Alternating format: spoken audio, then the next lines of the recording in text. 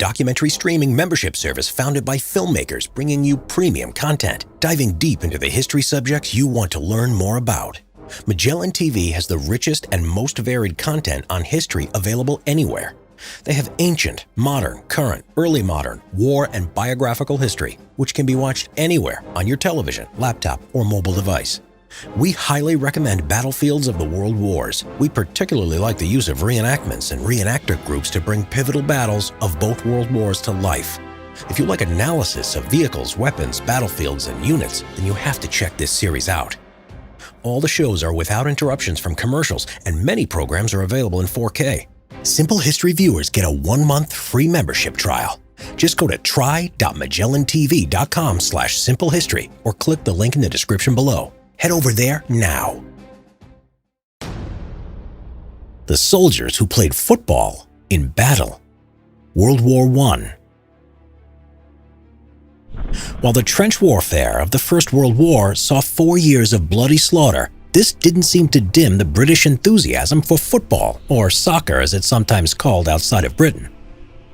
Quite literally, on the front lines, this passion would overflow onto the battlefield itself.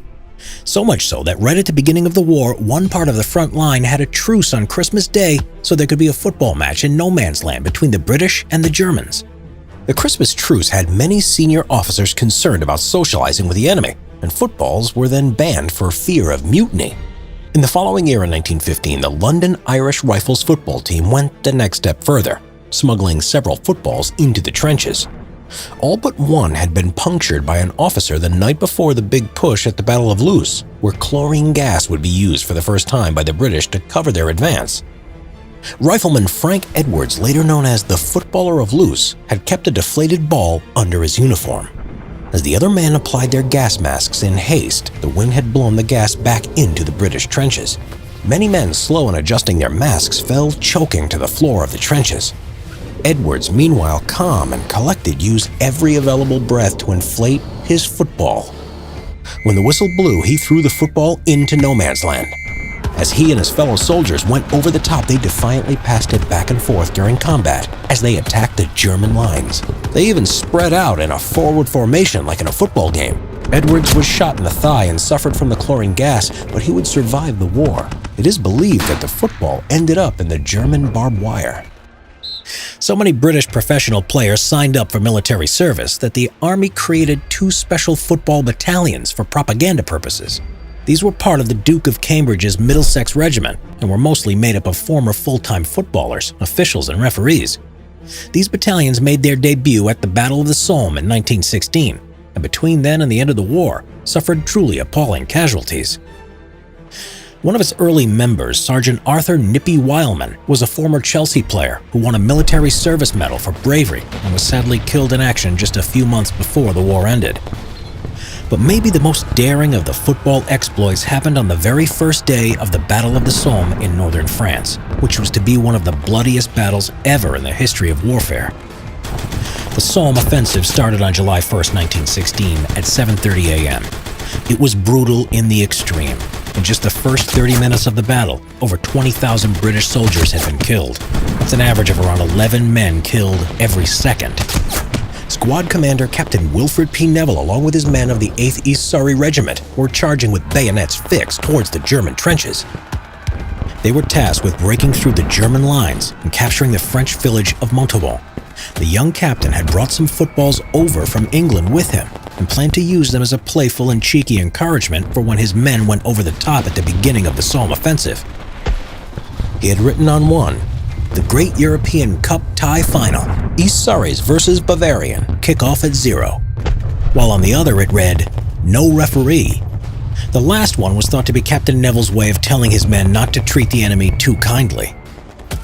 So as they attacked forward that day, Captain Neville dribbled his football across the uneven surface of no man's land, having to contend with the rough, uneven surfaces of churned up mud, bomb craters, unexploded bombs, mines, and enemy machine gun fire, while the other ball was kicked along by his squad. Straight away they were met with stiff enemy resistance, but despite this, Captain Neville almost made it to the enemy line, which was nearly 300 yards away, before being shot in the head and killed as he attempted to throw a hand grenade into the nearby German trenches. He was just 21 years old when he died. Later, his football was found close by in the German barbed wire. It was still intact. The second ball was also discovered unpunctured in the German barbed wire less than 60 feet from the enemy trenches. Their objective, the village of Montauban, fell into British hands by the early afternoon, but few of the 8th East Surreys lived to see that happen, as they suffered appalling casualties during the initial advance. Captain Neville had offered a prize to anyone who was first to put a ball into the German trench. The prize was left unclaimed. Afterwards, his commanding officer wrote to his mother, and his words best summed up Captain Neville's courage and character. He was one of the bravest men I have ever met, and was loved and trusted by his men to such a degree they would have followed him anywhere. Major A.P.B. Irwin. Captain Neville was buried at the Carnoy Military Cemetery in France, along with 850 British and Commonwealth soldiers killed in the area in various battles between 1915 and 1916. As for the footballs, both were brought back to Britain to be displayed in museums. One was sadly destroyed in a fire in 2016, while the other one is still on permanent display at the Princess of Wales Royal Regiment Museum at Dover Castle.